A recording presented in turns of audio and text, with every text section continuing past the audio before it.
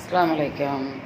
இது அன்றைக்கி எல்லாம் போட்டு அரை ஆட்டி வச்சேன்டானே, பச்சரிசி, வேறு தேங்காய், ஆப்ப சோடா, உப்பு, சீனி, தேங்காய் பால் எல்லாம் ஊற்றி ஆட்டி வச்சேன். நைட்டில் ஆட்டி வச்சது இப்போ தனி போல் இருந்துடும். இப்போ நல்லா புஷ்ஷுன்னு கிளம்பிக்கிட்டு பாருங்க. இந்த ஆப்பமாக கலக்கி காட்டுறேன்.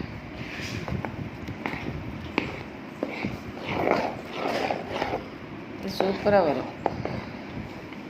புஷ்ஷுன்னு எப்போவுமே கிளம்பி நிற்கணும், அப்படி தான் அப்போ பஞ்சு போல் வரும்.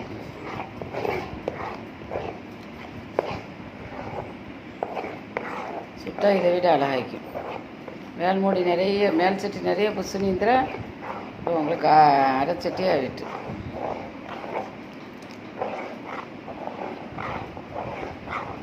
இதுக்கு மீனோ, கோழியானமோ, கருவாட்டானமோ அல்லது முட்டை கறியோ எது வச்சு தொட்டு திங்கலாம். ஒரு சட்டி நிறைய அளவு இருந்துருப்பாருங்க. இப்போ ஃபுல்லாக உள்ளே போயிட்டு அப்படி எவ்வளோக்கு நம்ம கிளம்பிக்கிறோம் அவ்வளோக்கு ருசி கூட வாய்க்கும், மெது கூட வாய்க்கும். அதுதான் எல்லாத்தையுமே ஒன்றா போட்டு ஆட்டி நம்மளாம் முடிவெடுத்து செய்கிறது தான். இது என்ன நமக்கு அம்மா அப்பா படித்த அந்த பாடம் இல்லை, நம்மளாம் முடிவெடுத்து செய்கிறது தான்.